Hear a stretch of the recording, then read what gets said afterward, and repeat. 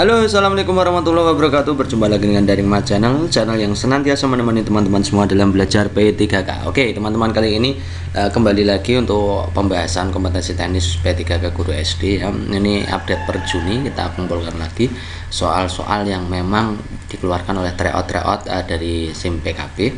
Nah, masih banyak sekali soal-soal yang belum kita bahas ya. Jadi hari ini kita akan tuntaskan beberapa soal ya, nanti besok masih ada lagi. Jadi memang variasi soalnya sangat banyak sehingga teman-teman itu memang harus fokus untuk belajar ya, sangat belajar.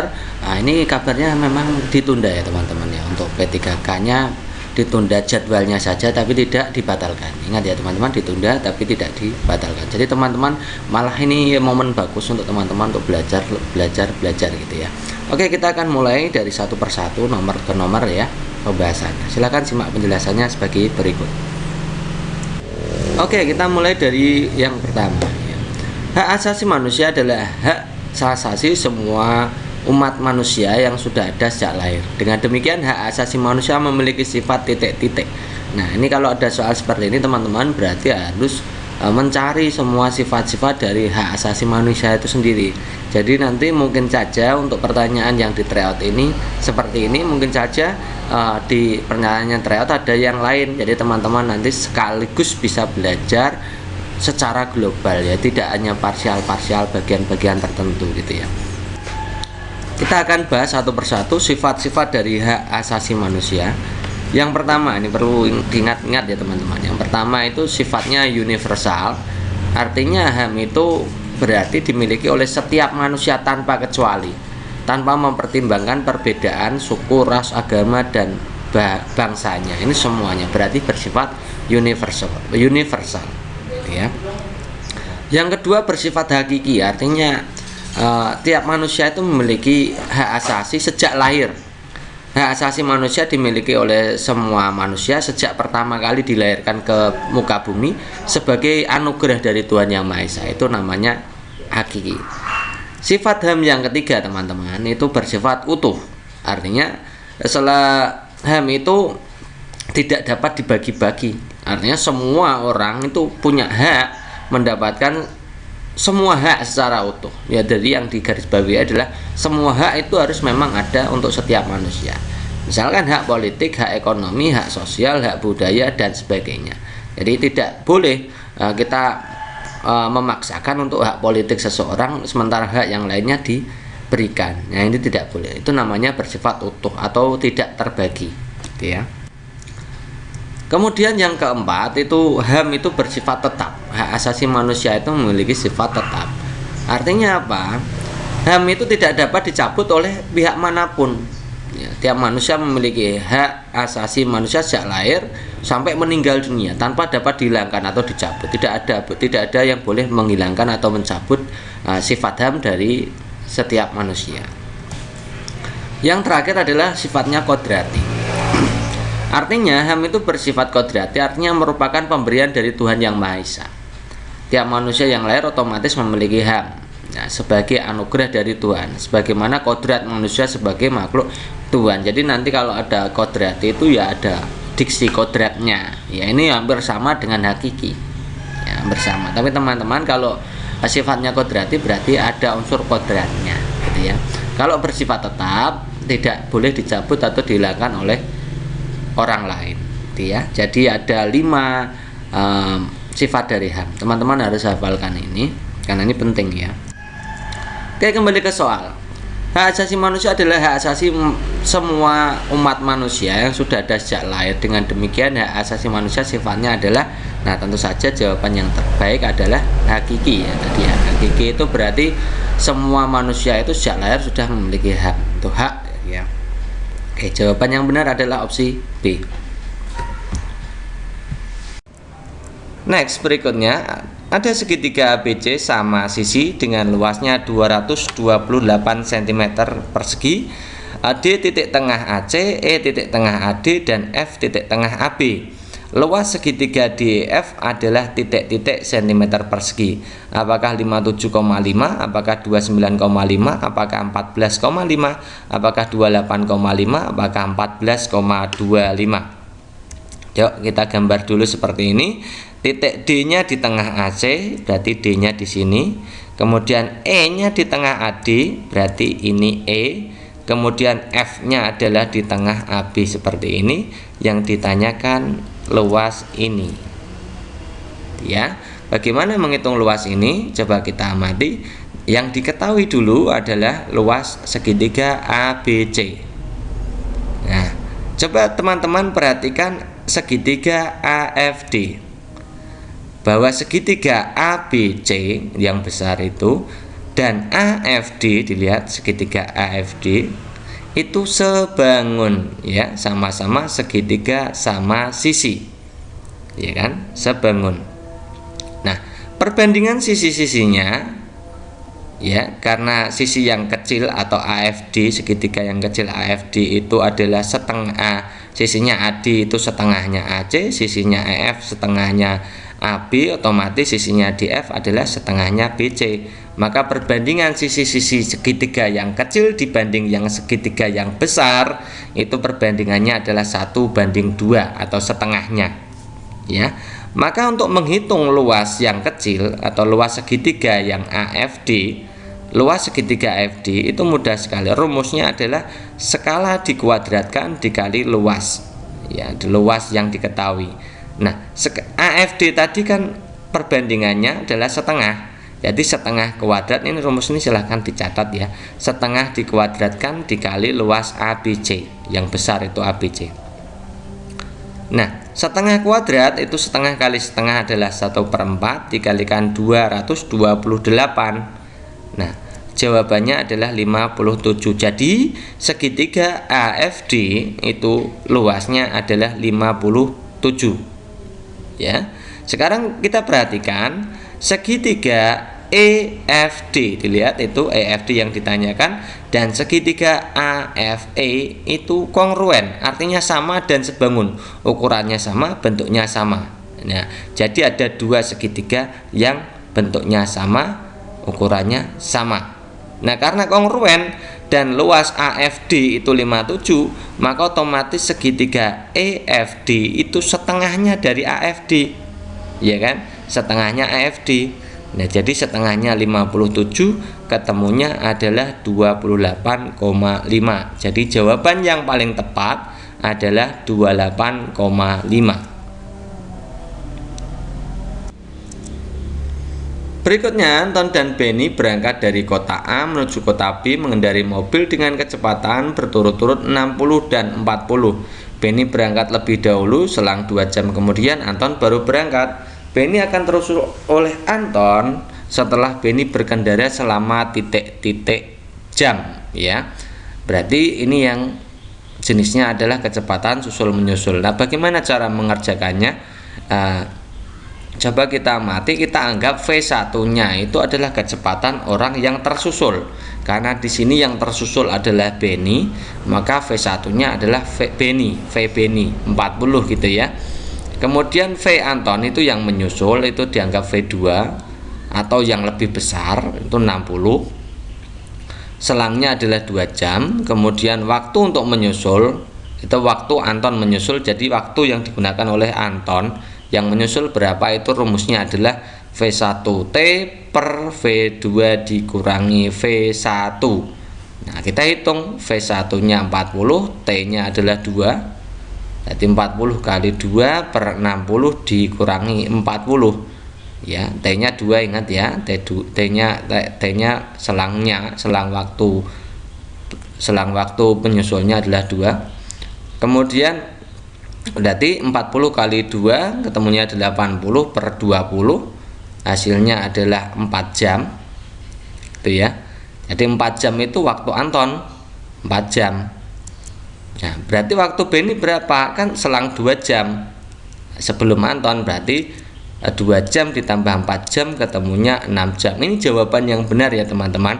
Nah, ini kalau di LMS silahkan cari yang sama saja. Saya agak males memikirkan LMS karena memang banyak sekali jawaban di LMS yang tidak benar. Jadi jawaban yang benar adalah 6 jam. Nanti teman-teman ketika mengerjakan soal yang P3K itu yang benar seperti ini ya, jadi jangan cari yang salah gitu ya teman-teman ya. Ini sebagai referensi untuk teman-teman.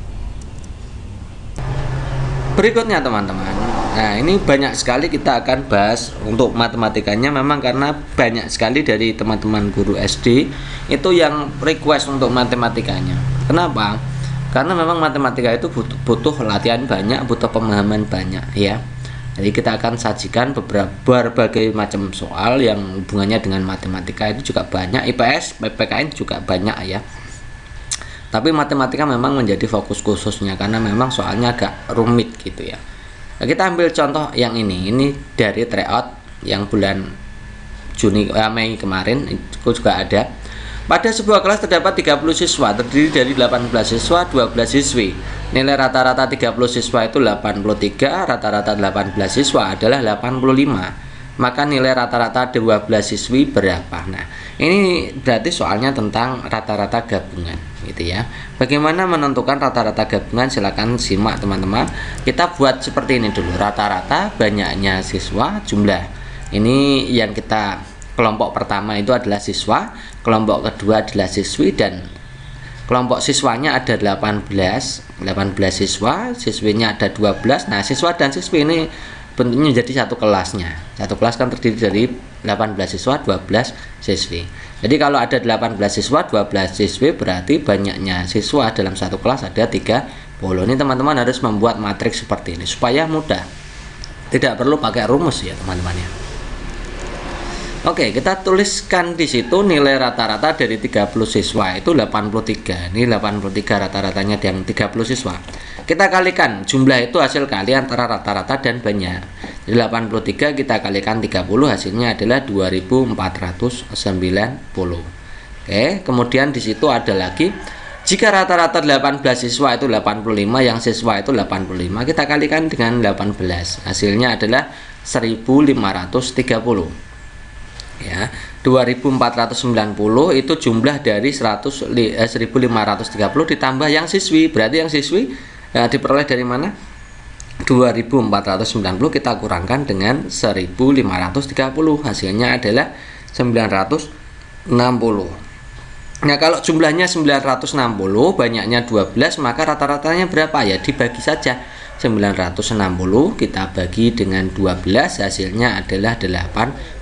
Jadi jawaban yang tepat adalah opsi A. Gitu ya teman-teman, mudah kan ya.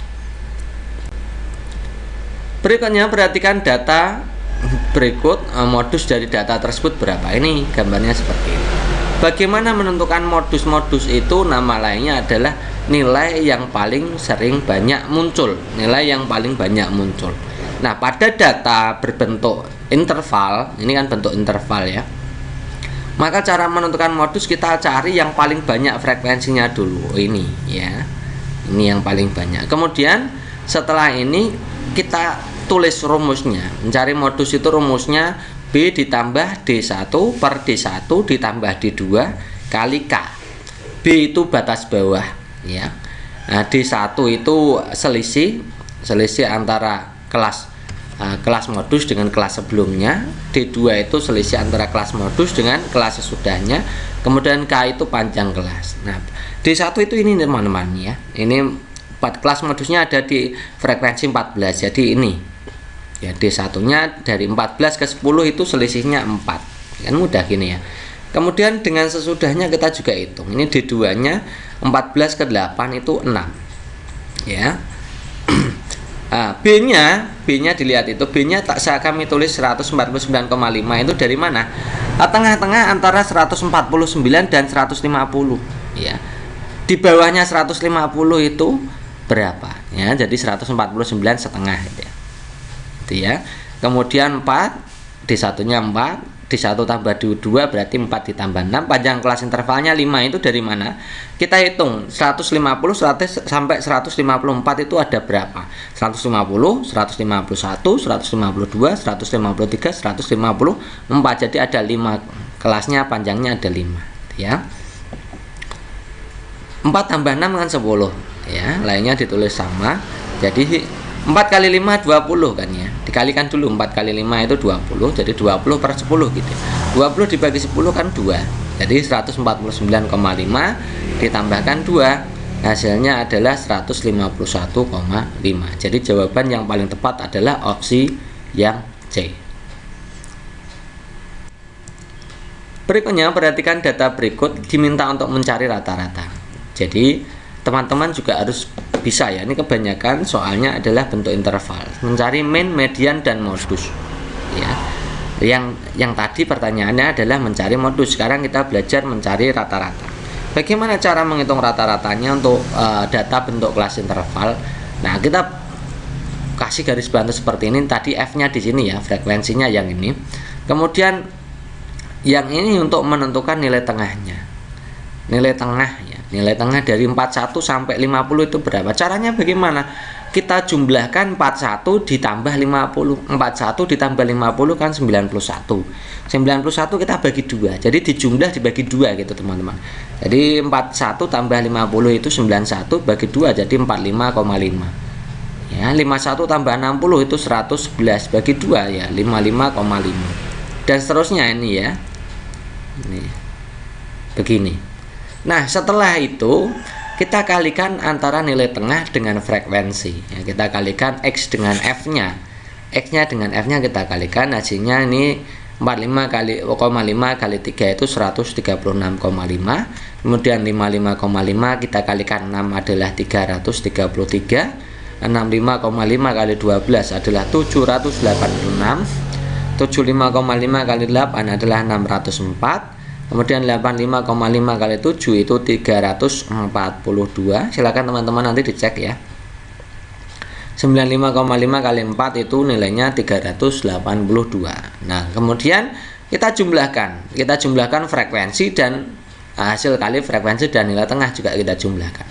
Frekuensinya kalau kita jumlahkan frekuensinya 3 tambah 6 tambah 12 ditambah 8 ditambah 7 tambah 4 itu hasilnya 40, teman-teman. Nah, X kali F-nya kita jumlahkan juga. 136,5 tambah 33 tambah 78,6 tambah 604 tambah 342 tambah 382. Ketemunya ternyata 2583,5. Nah, maka menghitung rata-ratanya mudah. Kita bagikan 2583,5 atau bisa disederhanakan 2584 gitu ya, juga boleh dibagi dengan 40 ketemunya 64,5875, atau kalau disederhanakan ya 65 kalau kita kita bulatkan 65. Jadi jawaban yang paling tepat adalah opsi E 65 gitu ya, teman-teman ya. Berikutnya, bila resultan gaya yang bekerja pada sebuah benda sama dengan 0, maka pernyataan di bawah ini yang benar adalah titik. A. Kecepatannya selalu berubah-ubah meski waktunya tetap. B. Percepatannya selalu tetap meskipun waktunya berubah-ubah. C. Percepatannya selalu berubah-ubah meski waktunya tetap. D. Kecepatan selalu tetap meskipun waktunya berubah-ubah. E. Percepatannya selalu tetap meski kecepatannya berubah-ubah. Oke, jadi ini tentang kecepatan dan gaya itu kita ingat tentang rumus hukum Newton. Ada 3 nih, teman-teman harus hafal juga ya. 3 hukum Newton itu teman-teman untuk guru SD memang harus menghafalkan karena memang dibolak-balik ya pertanyaannya. Nah, hukum Newton 1 ini bunyinya begini, teman-teman. Jika resultan gaya pada suatu benda itu 0, itu maka benda itu bisa kita asumsikan dengan benda itu pasti diam, atau kalau tidak ya bergerak beraturan ya. Bergerak beraturan itu artinya apa? Kecepatannya sama, kecepatannya tetap ya, kecepatannya tetap meskipun waktunya berubah-ubah, kecepatannya tetap. Itu namanya benda bergerak lurus beraturan, gerak lurus beraturan ya. Jadi saya ulangi lagi, kalau resultan gaya benda itu 0, maka ada 2 peluang. Yang pertama, yaitu benda itu pasti diam atau kecepatannya 0. Atau yang kedua, benda tersebut pasti bergerak beraturan, bergerak lurus beraturan. Bergerak lurus beraturan itu artinya kecepatannya tetap. Itu ya. Yang kedua, hukum Newton 2 ini teman-teman juga harus hafal. Ini konsep dari hukum Newton 2 itu percepatan yang dihasilkan oleh resultan gaya yang bekerja pada suatu benda itu berbanding lurus dengan resultan gayanya atau gayanya dan berbanding terbalik dengan massa bendanya. Kalau kita rumuskan ya A itu F per M, atau F itu M kali A, atau M itu F per A ya, teman-teman bisa membuat rumus itu ya. Nah, ini banyak sekali untuk hukum Newton 2 ini soal-soal tentang ini gitu ya. Yang ketiga, hukum Newton 3 itu bunyinya jika benda A itu mengerjakan gaya pada benda B, maka benda B akan mengerjakan gaya pada benda A sebesar gaya itu. Jadi F aksi itu sama dengan F reaksi. Jadi 3 hukum Newton ini sangat fenomenal ya teman-teman, yang guru SD harus hafal gitu ya, intinya gitu. Kembali ke soal. Bila resultan yang bekerja pada sebuah benda sama dengan 0, artinya tadi hukum Newton 1. Maka ada 2 peluang. Yang pertama tadi adalah apa? Kecepatannya adalah 0 atau benda itu diam. Yang kedua, kecepatannya adalah tetap meskipun waktunya berubah. Jadi jawaban yang paling tepat adalah opsi D. Berikutnya, sekelompok siswa melakukan percobaan dengan menyalakan 2 batang lilin sejenis. Kemudian menutupnya rapat-rapat masing-masing lilin dengan gelas yang volumenya tidak sama. Jadi ada 2 lilin, 2 lilin yang ukurannya sama itu ya. Kemudian ditutup oleh 2 gelas. Ya, 2 gelas masing-masing ditutup sebuah gelas ya. Masing-masing ditutup sebuah gelas tapi ukurannya tidak sama atau volumenya tidak sama. Kemudian mengamati nyala api lilin hingga keduanya mati. Nah, nanti hasil percobaannya pastilah lilin yang dengan volume gelas yang ditutup dengan volume gelas yang lebih besar, maka nyala matinya lebih belakangan, lebih nanti gitu ya. Lebih tahan lama hidup daripada yang gelasnya volumenya kecil. Itu intinya seperti itu ya. Maka rumusan permasalahannya seperti apa? Nah, kita harus paham ya teman-teman ya. Untuk menentukan rumusan masalah itu yang pertama itu ditandai dengan kata tanya. Yang kedua, kejelasan antara variabel bebas dan variabel bergeraknya. Jelas mana itu variabel bebas, mana variabel terikatnya. Variabel bebas itu adalah variabel yang mempengaruhi, sementara variabel terikat itu variabel yang dipengaruhi. Nah, pada percobaan itu saya yakin variabel bebasnya yang mempengaruhi nyala api lilin ya, durasi nyala lilin itu pasti volume gelasnya yang mempengaruhi ya. Semakin besar volume gelas semakin tahan lama itu ya, semakin kecil semakin cepat mati ya durasi lilinnya. Variabel terikatnya berarti yang durasi nyala api. Jadi harus ada dua-duanya ini teman-teman. Kita lihat opsi yang A. Apakah ada perbedaan durasi nyala api lilin ya? Itu yang difokuskan hanya durasi nyala api lilin, berarti variabel bebasnya tidak ada ya. Yang B ini kita sudah kasih centang. Ini yang mempengaruhi adalah volume gelas, benar. Variabel bebasnya ada, volume gelas. Yang dipengaruhi adalah durasi api lilin, benar. Jadi jawaban yang B itu pasti benar. Yang C, penyebab nyala api lilin yang ditutup mati tidak bersamaan. Ini tidak jelas antara variabel bebasnya dan variabel terikatnya, tidak jelas. Apakah gelas menjadi faktor penyebab kematian nyala api lilin? Nah, ini gelas saja. Padahal variabel bebasnya adalah volume gelas. Jadi ini kurang tepat ya. Harusnya itu volume gelas dan durasi nyala api lilin gitu ya. Kemudian yang E, mengapa nyala api lilin lebih cepat mati bila ditutup gelas? Nah, ini juga tidak jelas. Gelas yang mana? Kan volume gelas yang menjadi pengaruh dan durasi nyala lilin yang menjadi pengaruh gitu ya, yang dipengaruhi. Jadi ini juga tidak. Jadi jawaban yang paling tepat adalah opsi yang B. Next, berikutnya diperoleh data penelitian hasil observasi kuantitatif dan kualitatif. Manakah yang merupakan hasil observasi kuantitatif? Kita harus paham ya teman-teman. Jadi data atau hasil observasi itu ada dua, yaitu data kuantitatif dan data kualitatif. Kita tulis ya. Kalau data kualitatif ini hubungannya dengan data verbal, bisa dideskripsikan dengan penjabaran kata-kata. Bentuknya kualitas intinya gitu ya.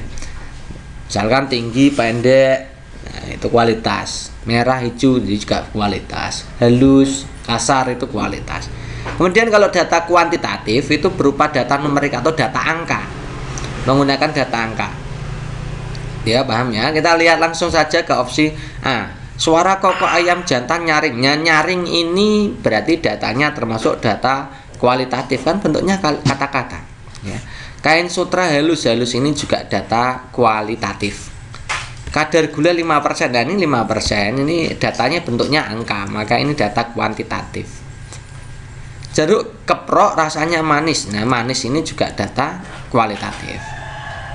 Apel Malang berwarna hijau. Ini warna hijau ini datanya kualitatif ya. Jadi jawaban yang paling tepat adalah opsi C. Berikutnya, penerapan metode ilmiah dalam setiap kegiatan ilmiah di sekolah memiliki banyak tujuan. Misalkan kegiatan sains banyak diaplikasikan atau diterapkan dalam kehidupan sehari-hari. Tujuannya untuk apa? Ya, kita sudah pelajari ini ya tentang metode ilmiah pada kegiatan pembelajaran. Itu tujuannya yang paling banyak adalah untuk menumbuhkan rasa ingin tahu, penasaran teman-teman gitu ya. Ini sudah kita pernah bahas, jadi tidak perlu kita bahas lebih lanjut gitu ya.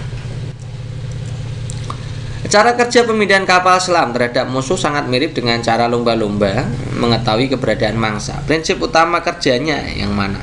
Jadi kita harus paham ya tentang cara kerja lumba-lumba dalam menangkap mangsa. Jadi ada dua hewan yang sama ya, seperti halnya pemindahan kapal selam ya. Ada dua hewan, yaitu kelelawar itu kalau di darat, kalau di laut itu ada lumba-lumba. Jadi kelelawar di darat, lumba-lumba di laut ya. Merupakan hewan yang menggunakan sistem sonar. Ya, sistem sonar merupakan sistem yang digunakan untuk mendeteksi tempat dalam melakukan pergerakan dengan deteksi suara frekuensi ultrasonik atau frekuensi tinggi. Ya. Sonar atau sound navigation and ringing itu merupakan suatu metode penggunaan gelombang ultrasonik untuk menaksir ukuran, bentuk, dan kedalaman benda-benda. Ini prinsip kerja lumba-lumbanya memang mengeluarkan.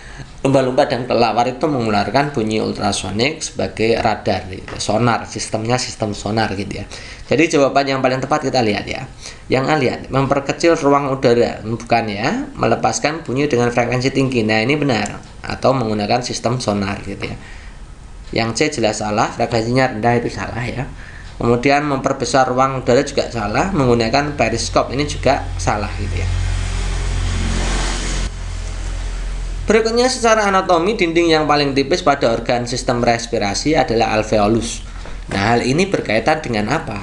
Apakah memperluas permukaan paru-paru, keelastisan paru-paru, proses difusi gas, perubahan volume paru-paru, atau keluar masuknya udara? Kita lihat ya. Jadi dinding tipis alveolus itu tersusun atas jaringan epitelum pipih selapis. Tujuannya epitelum pipih selapis ini yang menyusun alveolus adalah untuk mendukung fungsi alveolus sebagai tempat pertukaran atau difusi gas ya, oksigen dari lingkungan dan karbon dioksida pada pembuluh kapiler. Jadi tujuan dari alveolus itu punya dinding tipis itu adalah untuk tempat pertukaran atau difusi gas. Jadi jawabannya adalah difusi gas. Mana ini? Yang A, memperluas permukaan paru-paru, jelas tidak. Keelastisan paru-paru juga bukan. Proses difusi ini benar ya. Perubahan volume paru-paru juga bukan. Keluar masuknya udara juga bukan. Sebuah benda dengan berat 1800 Newton akan dinaikkan dengan ketinggian 2,5 meter jika keuntungan mekanis yang diharapkan adalah 6, berapa jarak yang ditempuh benda pada bidang miring, dan kuasa yang diperlukan untuk mendorong benda tersebut. Jadi ada dua pertanyaan, jaraknya berapa atau S-nya. Lihat gambarnya teman-teman, jaraknya itu S, kemudian kuasanya itu F gitu ya. Kita tulis saja yang diketahui, gambarnya dilihat itu seperti itu. Beratnya W itu berat ya, berat benda itu 1800 Newton. Ketinggiannya ketinggiannya adalah 2,5 meter. Keuntungan mekanisnya atau K-nya kita tulis 6 ya. Berapa jarak yang ditempuh? Nah, yang ditanyakan adalah S dan F. Ya, kita hitung dulu S-nya, kemudian kita hitung F. Ada dua rumus teman-teman. Jadi keuntungan mekanis itu rumusnya adalah perbandingan antara jarak dan ketinggian. Jarak S-nya dengan H, atau perbandingan S dan H. Atau juga bisa menggunakan rumus keuntungan mekanis adalah beban dibagi dengan kuasanya. Ya. Kita hitung satu persatu. Kita hitung yang K sama dengan S per H dulu. S-nya, K-nya kan 6 ya. S-nya yang mau dicari hanya adalah 2,5. 6 itu sama dengan S dibagi 2,5. Maka S-nya berapa? Ya kita kalikan, kita pindahkan 2,5 ke sayap kiri. Jadi dikali ya. Per 2,5 kalau pindah ruas jadi kali. Jadi 6 kali 2,5. 2,5 kali 6 jawabannya adalah 15 meter. Oh, jadi jarak yang diperlukan adalah S-nya adalah 15 meter. Kita cari sekarang yang F-nya menggunakan rumus yang satunya. K sama dengan W per F. K-nya tadi 6, W-nya adalah 1800, F-nya diminta menghitung. Kalau 6 sama dengan 1800 dibagi F, maka F-nya berapa? Ya, berarti sama juga dengan F-nya adalah 1800 dibagi 6. Ya. Hasilnya berapa? Hasilnya adalah 300 meter. Ya, 300 Newton ya, itu bukan M ya. 300 Newton. Jadi jawaban yang benar adalah 15 meter dan 300 Newton. Ini opsi D ini ya.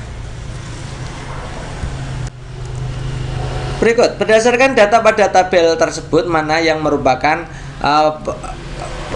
pemajuan HAM pada periode 98 sampai sekarang. Kita lihat nih datanya ya. Jadi HAM 98 sampai sekarang itu berarti orde reformasi sampai sekarang gitu. Orde reformasi sampai sekarang kita lihat itu ya. Kita lihat nomor 1 yang A, matrik yang 1A. Lihat. Ditetapkan berbagai peraturan undang-undang yang berkaitan dengan HAM. Benar enggak? Ini benar. Ya. Yang B, penegakan HAM lebih menekankan pada perwujudan hak berserikat melalui organisasi politik. Tidak ya. Jadi semua lini pada HAM itu ketika 98 sampai sekarang itu semuanya ya secara utuh diberlakukan. Yang C, diberlakukan pembatasan terhadap hak sipil. Ini juga bukan yang C salah pasti. Yang B, 1B, 1C itu jelas salah. Oke. Yang 2, diadakan berbagai seminar tentang penegakan HAM ya, bukan ya. Ditegakkan kebebasan pers. Nah, pers itu sebagai penegakan demokrasi itu benar. Jadi ini benar. Direncanakan program rencana aksi nasional HAM, ini tidak ada ya. Ketika 98 sampai sekarang tidak ada rencana aksi nasional HAM. Ya.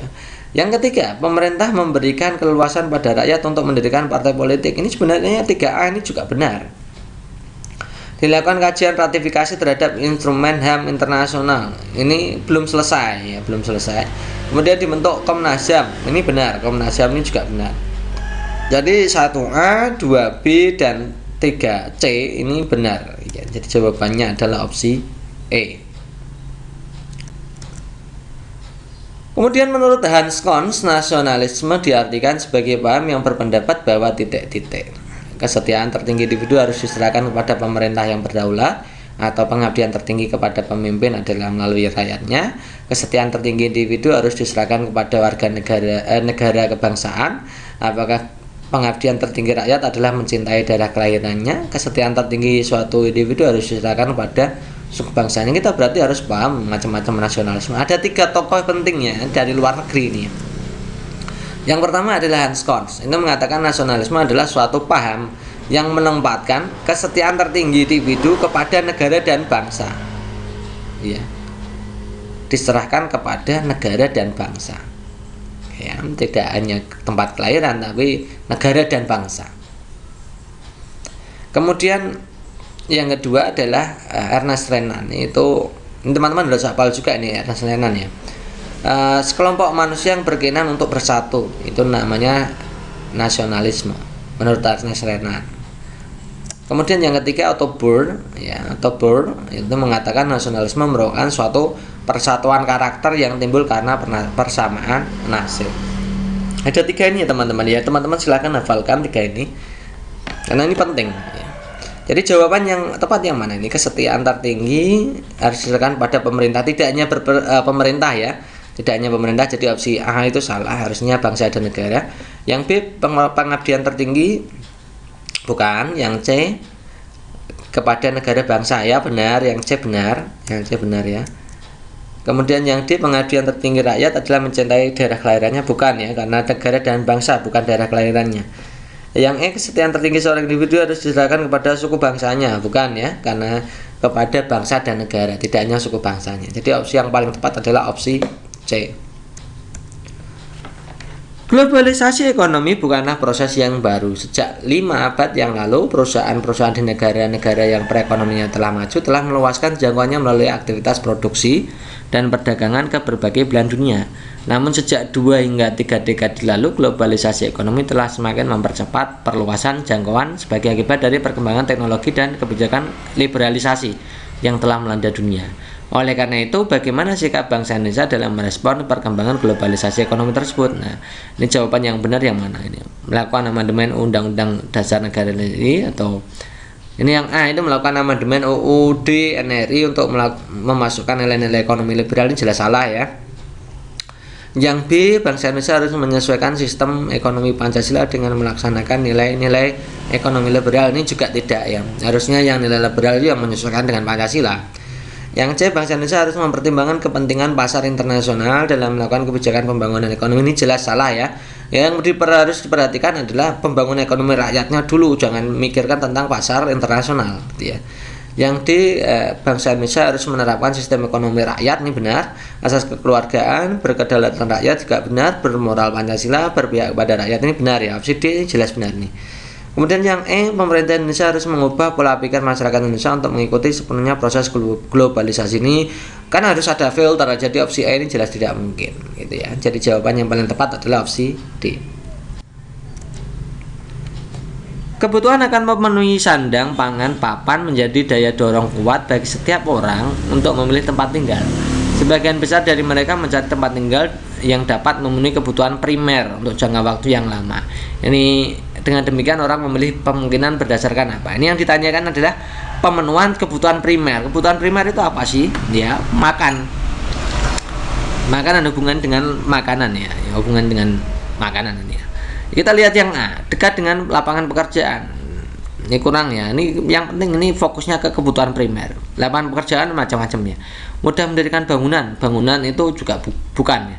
Mudah mendapatkan air, ini juga bukan. Dekat dengan tanah yang subur, ini juga kurang ya.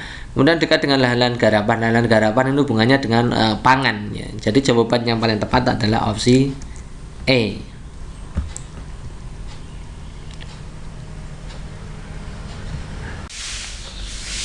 Nomor 16, terdapat indikator pencapaian kompetensi mengidentifikasi pemanfaatan sumber daya alam hayati bagi kesejahteraan masyarakat di sekitar lingkungan tempat tinggal. Jenis instrumen penilaian yang relevan untuk mengukur indikator tersebut adalah titik-titik. Dilihat ini teman-teman, melakukan identifikasi. Ini kalau teman-teman sudah belajar banyak di Dharma Channel, tentu saja tahu kalau mengidentifikasi ini masuknya di pengetahuan kognitif level 2 pada ranah konseptual. Ya kan, ada ranah faktual, ada ranah konseptual, dan ranah psikomotorik. Kemudian yang terakhir adalah metakognitif. Ini masuknya di C2 konseptual. Silakan teman-teman pelajari lagi itu ya. Identifikasi itu melakukan C2 konseptual. Oke. Kita lihat yang opsi, berarti kita harus pilih instrumen penilaiannya harus sesuai. Agak rame ya teman-teman ya, maaf ya. Berarti pilih indikator yang sesuai pada ranah pengetahuan ya. Kita lihat yang ini teman-teman, ini observasi, ini adalah ranah pada sikap dan keterampilan praktik, jadi bukan.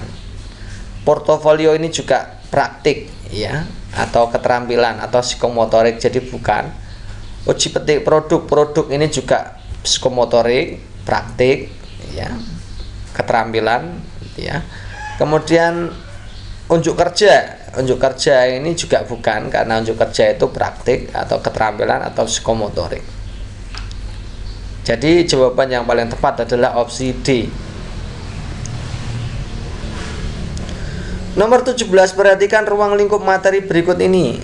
Ada pembiasan pada lensa cembung, pengaruh gaya terhadap gerak benda, hubungan gaya dengan gerak, pemantulan bunyi, percobaan membuat periskop. Ruang lingkup materi yang sesuai untuk KD 3.7 menerapkan sifat-sifat cahaya dan keterkaitannya dengan indera penglihatan. Nah, ini 3.7 tentang penerapan sifat-sifat cahaya. Yang mana yang ada hubungannya dengan sifat-sifat cahaya? Yang mungkin yang teman-teman yang belum tahu adalah periskop. Sebenarnya periskop itu apa sih? Nah, kita lihat ya periskop ini ya.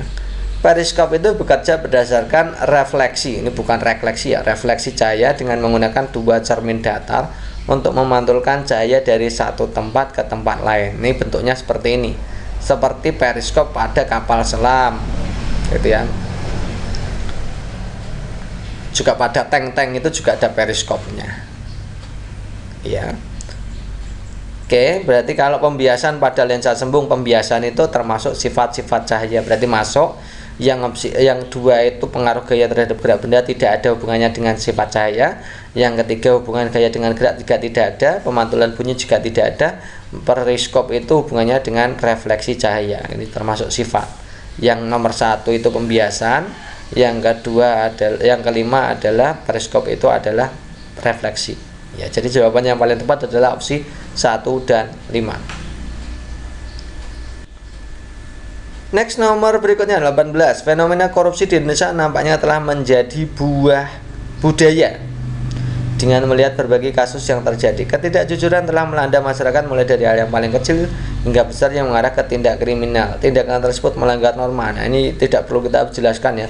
Kita sudah jelaskan berkali-kali tentang norma-norma baik kesusilaan, norma hukum, norma kesopanan, dan norma agama. Ini yang menjadi kunci adalah teman-teman lihat yang ini. Mengarah ke tindak kriminal. Tindak kriminal ini berarti maksudnya di norma hukum. Nomor 19 diberikan indikator KD kelas 5 sebagai berikut. Peserta didik melakukan penjumlahan 2 pecahan dengan penyebut berbeda. Kegiatan guru untuk memulai aktivitas peserta didik pada tahapan pembelajaran tersebut adalah titik-titik. Ini tentang penjumlahan 2 pecahan dengan penyebut beda. Jadi teman-teman kalau mengajarkan penjumlahan dengan pecahan penyebut berbeda, penjumlahan dengan penyebut berbeda, pecahan pada penyebut yang berbeda, maka persepsi materinya atau materi pengenalnya sebelum menginjak ke situ yang mana, apa yang dibutuhkan oleh anak-anak untuk masuk ke materi penjumlahan dengan pecahan penyebut berbeda, penjumlahan pecahan dengan penyebut berbeda. Jadi teman-teman, kalau anak-anak diminta untuk menentukan penjumlahan pecahan dengan penyebut berbeda, maka anak-anak harus tahu dulu penjumlahan pecahan dengan penyebut yang sama, karena dasarnya memang itu. Penyebut berbeda, kalau ada penyebut berbeda untuk menjumlahkan kan perlu menyamakan penyebut dulu. Nah, ada dua hal yang perlu dikuasai siswa sebelum siswa itu bisa mengerjakan penjumlahan pecahan dengan penyebut berbeda. Catat ya teman-teman, yang pertama itu siswa harus paham dulu tentang pecahan senilai. Yang kedua, siswa harus paham dulu tentang penjumlahan pecahan dengan penyebut sama. Itu ya, ada 2 hal itu. Maka kita akan pilih opsi A sampai E yang ada hubungannya dengan 2 itu. Yang A, menuliskan pecahan yang penyebutnya berbeda lalu menjelaskan makna. Ini menjelaskan jelas bukan ya. Yang B, menuliskan pecahan yang penyebutnya sama lalu menjelaskan penjumlahan dan pengurangannya. Ini bentuknya menjelaskan lagi ya. Menjelaskan ya, kurang ya. Yang C, guru menjelaskan perkalian pembagian 2 pecahan. Ini bukan, tidak ada hubungannya. Jadi opsi B ini tadi masih masuk akal, kita simpan dulu. Opsi C tidak. Opsi D, guru menuliskan 2 pecahan dengan penyebut sama lalu meminta siswa untuk menjumlahkan. Ini yang bagus. Yang bagus ini ya. Menjumlahkan pecahan dengan penyebut sama, tapi siswa ditanyai kembali. Bentuknya persepsi berupa pertanyaan. Ya. Yang E, bertanya apakah yang dimaksud dengan pecahan dengan penyebut berbeda. Ini pecahan dengan penyebut berbeda ini kurang ya teman-teman ya. Persepsinya yang mana? Ini persepsi yang mana? Jadi jawaban yang paling tepat adalah opsi yang D. Nomor 20, salah satu bentuk keunggulan bangsa Indonesia yang diwarisi dari kebangkitan kebangsaan tahun 1908 dan seharusnya dimiliki oleh para guru adalah titik-titik. Ini fokusnya adalah dimiliki oleh para guru ya, tidak umumnya ya. Yang diketahui adalah kebangkitan kebangsaan, kebangkitan nasional intinya ya gitu. Kebangkitan nasional 1908. Itu isinya sebenarnya apa sih? Kita tulis di sini ya. Kebangkitan nasional itu adalah bangkitnya semangat nasionalisme atau kebangsaan, persatuan, kesatuan, kesadaran sebagai sebuah bangsa untuk menggabungkan diri melalui gerakan organisasi. Ini dihubungannya dengan gerakan organisasi yang sebelumnya tidak pernah muncul selama penjajahan. Jadi masa penjajahan itu belum ada organisasi, maka kebangkitan ya organisasi harus dimunculkan. Nah sekarang kalau guru ya, ini maka paling tepat adalah opsi yang ini, kesadaran berorganisasi secara modern, karena kita masuk di era modern yang belum ada organisasi modern gitu ya. Kalau yang opsi A, bangkitnya daerah-daerah dalam melawan segala bentuk penjajahan. Nah, ini kan sudah tidak ada penjajahan di Indonesia, jadi bukan mengusahakan kesejahteraan ekonomi, tidak ada hubungannya, karena kebangkitan nasionalnya itu hubungannya dengan semangat nasionalisme, persatuan, kesatuan, dan organisasi. Ya, jadi jawabannya paling tepat adalah opsi E. Nomor 8, pemisahan zat padat dan zat cair yang saling tidak larut pada suhu tertentu dengan cara menuangkan cairan secara perlahan sehingga endapan tertinggal di bagian dasar bejana. Saya ulangi, pemisahan zat padat dari zat cair. Jadi ini ada campuran zat padat dan zat cair ya, yang saling tidak larut pada suhu tertentu dengan cara menuangkan cairan secara perlahan sehingga endapan tertinggal di bagian dasar bejana disebut titik-titik. Apakah kristalisasi, dekantasi, evaporasi, destilasi, atau sublimasi? Ini hubungannya dengan pemisahan zat. Oke, kita akan bahas satu persatu. Apa itu kristalisasi? Jadi kristalisasi itu adalah proses pembentukan bahan padat dari pengendapan larutan. Ya, pemisahan bahan padat dari pengendapan larutan atau melt atau campuran leleh gitu ya, atau lebih jarang pengendapan langsung dari gas. Nah, kristalisasi juga merupakan teknik pemisahan kimia antara bahan padat cair di mana terjadi perpindahan massa atau mass transfer ya dari suatu zat terlarut atau solut dari cairan larutan ke fase kristal ya. Oke, itu kristalisasi. Kemudian kita masuk ke dekantasi. Itu adalah sebuah proses yang dilakukan untuk memisahkan campuran larutan dan dari padatan yang paling sederhana, yaitu menuangkan cairan secara perlahan sehingga endapan itu tertinggal di bagian dasar bejana. Nah, ini pas tepat dengan soalnya. Kemudian kalau evaporasi itu merupakan pemisahan padatan dari suatu larutan dengan cara menguapkan pelarutnya. Jadi diuapkan saja ya, seperti pembuatan garam. Ini jenisnya adalah evaporasi gitu ya. Kemudian kalau destilasi itu adalah suatu metode pemisahan campuran yang didasarkan pada perbedaan tingkat volalitas. Volalitas itu perbedaan perbedaan titik didih ya. Misalkan campuran bensin dengan minyak tanah itu berbeda titik didihnya, maka bisa digunakan dengan destilasi gitu ya. Kemudian yang terakhir adalah sublimasi. Sublimasi itu pemisahan campuran juga berdasarkan titik didih yang berbeda, tapi caranya dengan menyublim ya, menyublim. Kalau destilasi tadi biasanya menguap ya, dengan cara menguapkan atau perbedaan titik volatilitas itu ya tadi ya. Jadi jawaban yang paling tepat adalah dekantasi gitu ya teman-teman ya. Nomor 9, kita diminta untuk membaca ilustrasi. Ilustrasinya begini. Alex dan Mary adalah suami istri yang bernegara A. Ya, di mana negara A itu asasnya asas ius soli. Mereka berdomisili di negara B yang berstatus asas ius sanguinis. Kemudian dilahirkan anak mereka, yaitu Amel. Dari ilustrasi di atas, status keluarga negaraan Amel apa? Coba kita bahas satu persatu ya. Kita lihat ya.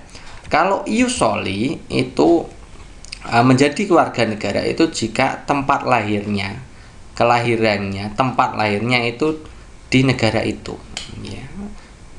Jadi hubungannya dengan tempat lahir. Kalau Alex dan Mary itu bernegara A menganut asas ius soli, maka tempat lahirnya Alex dan Mary itu di ya A itu ya gitu.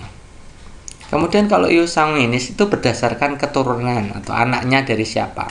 Misalkan anak dari negara A, maka dia anaknya harus berkeluarga negaraan A gitu ya. Dasarnya adalah pertalian darah atau keturunan gitu. Nah, kita lihat ini kita lihat satu persatu. Apa itu tadi kasusnya? Oke, saya tuliskan di sini. Jadi Alex dan Mary itu bukan warga negara B yang jelas ya. Kan Alex dan Mary kan berwarga negaraan A. Dia berdomisili atau tinggal di negara B, tapi bukan warga negara B ya, karena dia warga negara A ya. Jadi Alex dan Mary itu bukan warga negara B. Ya. Sehingga jelas Amel yang lahir di negara B itu dengan berasas sanguinis pasti tidak dapat diakui sebagai warga negara B. Dia. Kenapa? Karena orang tuanya, kalau asas sanguinis tadi itu kan berdasarkan keturunannya. Karena si Amel itu bukan ada anak dari Alex dan Mary, dan Alex dan Mary itu bukan warga negara B, maka otomatis anaknya juga bukan warga negara B, kan berdasarkan keturunan. Kalau orang tuanya bukan negara B, otomatis anaknya juga bukan negara B kalau menggunakan asas sanguinis gitu ya. Jadi kesimpulannya Amel itu bukan warga negara B. Sekarang kita lihat yang ini. Alex dan Mary itu warga negara A, asas ius soli. Ya. Amel, anak pasangan itu lahir di negara B. Ya. Kalau asas ius soli itu tempat lahir, padahal Amel itu tidak dilahirkan di A. Maka otomatis Amel itu bukan warga negara A.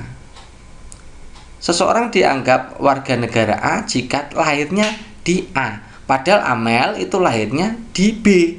Iya kan? Amel itu lahirnya di B, maka bisa dipastikan bahwa Amel itu bukan warga negara A.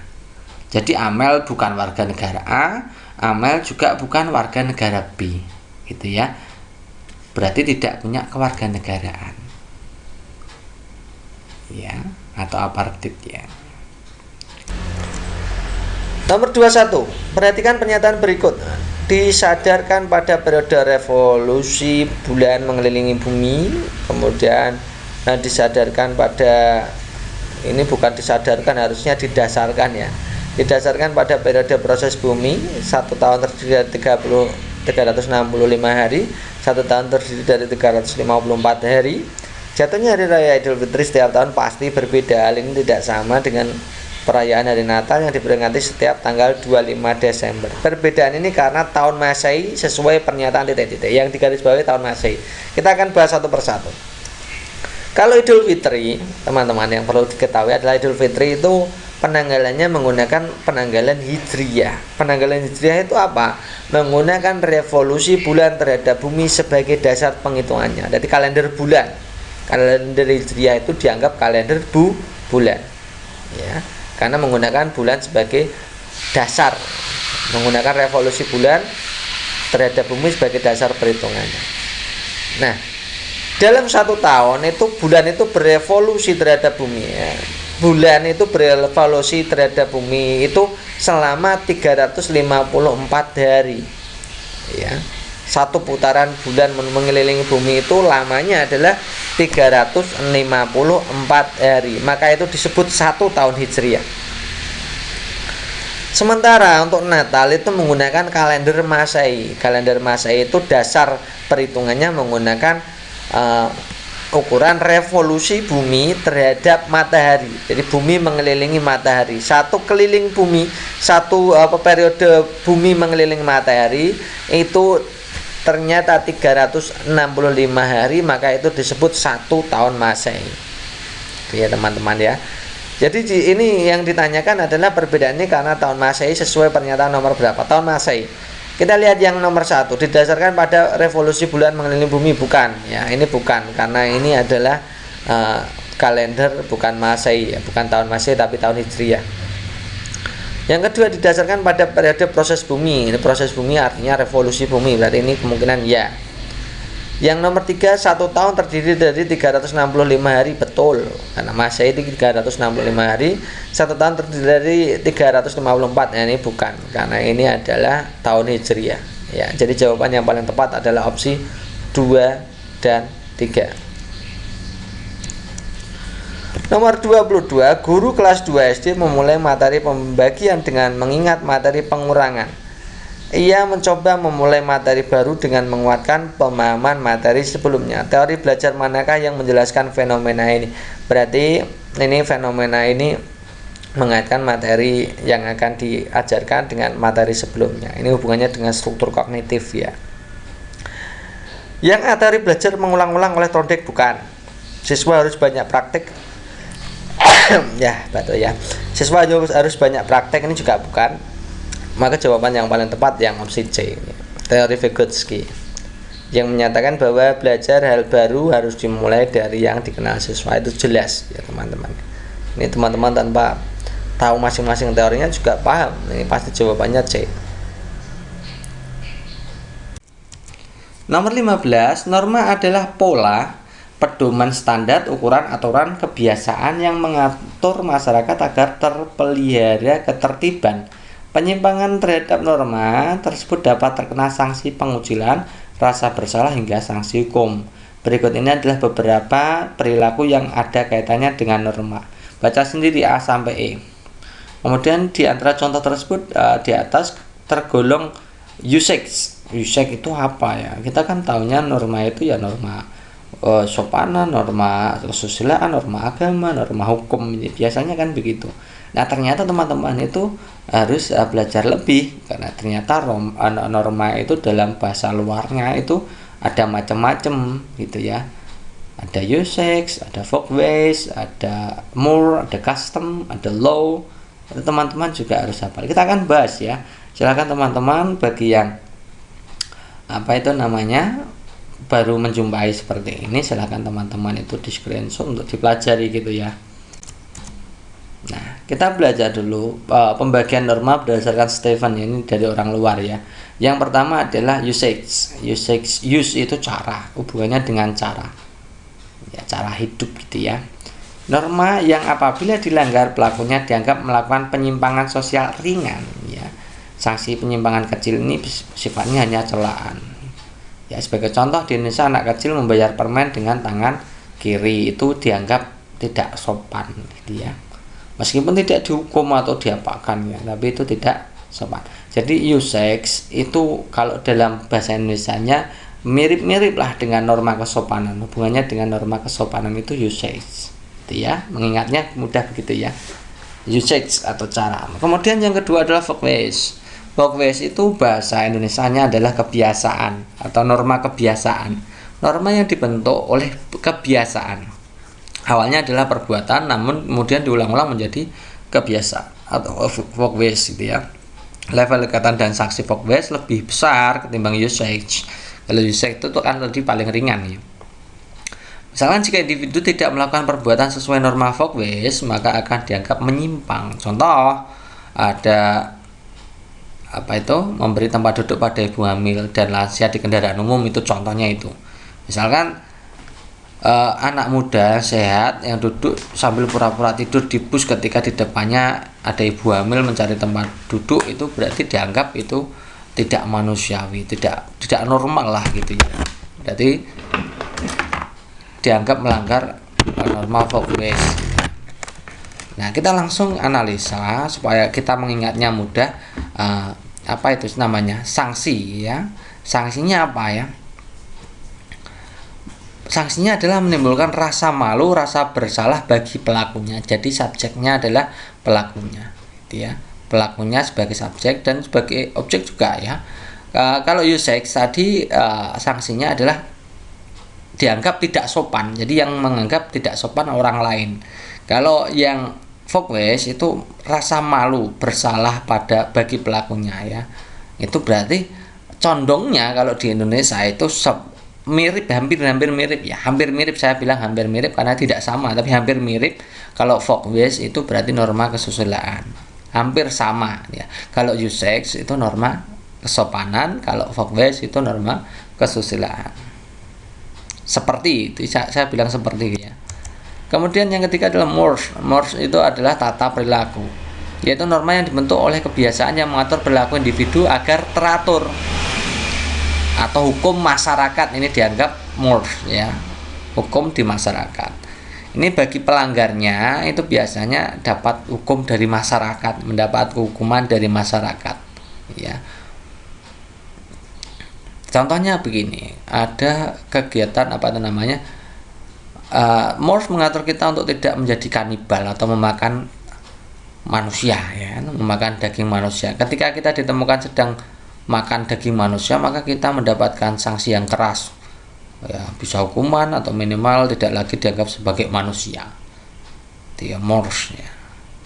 Morse itu anggap saja kalau di Indonesia itu seperti norma hukum tapi berlaku di masyarakat, tidak di penjara tapi dihukum oleh masyarakat, ya. Kemudian yang keempat adalah custom, itu adat, norma adat. Ini hubungannya dengan adat, ya teman-teman. Adat istiadat meliputi tata kelakuan yang menyatu pada pola perilaku masyarakat, ya. Contohnya adalah misalkan tentang pernikahan, adat pernikahan dan lain-lain itu, ya. Itu adat masing-masing daerah punya custom berbeda-beda atau adat berbeda-beda. Yang terakhir adalah law atau hukum. Ini teman-teman juga sudah tahu kalau melanggar itu pasti mendapatkan sanksi. Ini sama dengan di Indonesia, ya, dan norma hukum gitu, ya. Nah, kita akan analisa mana yang termasuk usage. Kata kuncinya tadi apa? Yang pertama, sanksinya ringan. Paling ringan itu usage. Yang kedua, paling sanksinya adalah tidak dianggap sopan atau dianggap tidak sopan lah, gitu. Dianggap tidak sopan itu usage. Kita lihat yang A. Jika terpaksa bersendawa dilakukan dengan sopan. Nah, ini hubungannya dengan usage, ya. Ngaben merupakan pembakaran mayat di Bali. Proses pembakaran mayat di Bali ini termasuk adat atau custom, ya, ini custom. Jadi ini bukan. Menyapa dengan ramah itu masuknya folkways, bersalaman gitu, ya. Kalau misalkan bertemu dengan teman-teman tidak bersalaman tuh rasanya gimana gitu, ya. Berarti masuknya di folkways. Model bajunya misalkan tidak umum dengan temannya, itu nanti akan malu. Nah, proses malu ini juga termasuk di usage, ya, tidak sopan. Kalau bajunya misalkan pakai rok mini kan tidak sopan. Ya, meskipun itu juga tidak ada hukumnya, paling-paling ya dianggap tidak sopan gitu, ya. Potongan rambut yang sedang menjadi tren, misalkan di tren masyarakat itu sedang tren-trennya misalkan rambut rapi, maka ini masuknya di folkways gitu, ya. Folkways. Kalau tidak sama nanti ya merasa bersalah karena tidak mengikuti tren gitu, ya. Folkways. Jadi jawaban yang paling tepat adalah opsi A, D. Yang A dan D. Yang A dan D berarti jawaban yang paling tepat adalah A, gitu, ya. Next, berikutnya.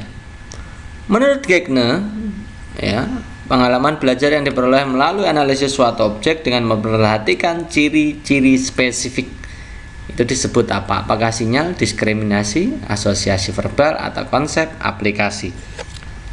Oke, kita akan bahas di teorinya si Gegne ini. Menurut Gegne ini pengalaman belajar itu dibagi menjadi berapa itu? Banyak, ya, sampai H, ya. Yang pertama belajar sinyal, yaitu belajar melalui isyarat atau tanda, itu mula-mula gitu. Kemudian belajar mereaksi perangsang melalui penguatan, pengalaman belajar terarah, ini yang poin B. Kemudian yang C itu pengalaman belajar membentuk rangkaian atau chaining, yaitu belajar merangkai, menghubungkan gejala atau faktor sehingga menjadi satu kesatuan rangkaian yang utuh. Yang D belajar asosiasi verbal, itu yaitu pengalaman belajar dengan kata-kata manakala menerima perangsang. Jadi kalau asosiasi verbal itu kata-kata gitu, ya. Yang E itu belajar membedakan. Nah, belajar membedakan itu biasanya disebut sebagai belajar diskriminasi, ya. Itu pengalaman belajar mengenai suatu karena ciri-ciri yang memiliki kekhasan tertentu, memiliki spesifikasi tertentu, spesifik, ya. Belajar sesuatu yang memiliki ciri-ciri spesifik itu disebut diskriminasi. Kemudian belajar konsep, itu pengalaman belajar menentukan ciri atau atribut dari objek yang dipelajarinya sehingga objek tersebut ditempatkan dalam klasifikasi tertentu. Kemudian G belajar aturan atau hukum, yaitu pengalaman belajar dengan menghubungkan konsep-konsep. Kalau menghubungkan konsep-konsep berarti masuknya belajar aturan atau hukum. Kemudian yang H itu belajar problem solving, itu dimana belajar ini adalah pengalaman belajar untuk memecahkan suatu persoalan melalui penggabungan beberapa kaidah atau aturan. Ini urut-urutan dari belajar Gegne ya, pengalaman belajarnya. Jadi kita bisa jawab ya teman-teman. Tahapan untuk menurut Gegne pengalaman belajar yang diperoleh melalui analisis suatu objek dengan memperhatikan ciri-ciri spesifik. Tadi kita sudah bahas ya. Kalau sinyal itu belajar melalui syarat atau tanda. Kalau diskriminasi itu belajar karena suatu ciri-ciri yang spesifik atau yang khas ya. Kalau asosiasi verbal belajar dengan kata-kata. Belajar konsep ini belajar menentukan ciri ya dari suatu objek yang dipelajari sehingga objek tersebut kemudian diklasifikasikan tertentu. Kalau belajar aplikatif itu disebut juga belajar aturan atau hukum. Ini pengalaman belajar dengan menghubungkan konsep-konsep. Jadi jawaban yang tepat mana? Pengalaman belajar analisis objek dengan memperhatikan ciri-ciri spesifik atau khas ya. Ciri-ciri spesifik atau khas masuknya berarti di B ya. Diskriminasi. Oke, itu dulu teman-teman untuk pembahasan kali ini. Semoga untuk pembahasan kali ini membawa manfaat untuk teman-teman dan melancarkan teman-teman dalam belajar P3K, sehingga nanti ketika teman-teman itu menghajar soal-soal P3K saat seleksi nanti akan sangat mudah gitu ya teman-teman ya. Semangat belajarnya, tetap belajar sungguh-sungguh, investasikan waktu-waktu dari teman-teman untuk belajar ya, sehingga nanti lolos dan tidak menimbulkan penyesalan ketika gagal ya. Kalau belajar serius otomatis biasanya lolos. Kalau seandainya tidak lolos maka teman-teman sudah berusaha keras ya teman-teman ya. Cukup sekian, terima kasih atas perhatiannya. Assalamualaikum warahmatullahi wabarakatuh.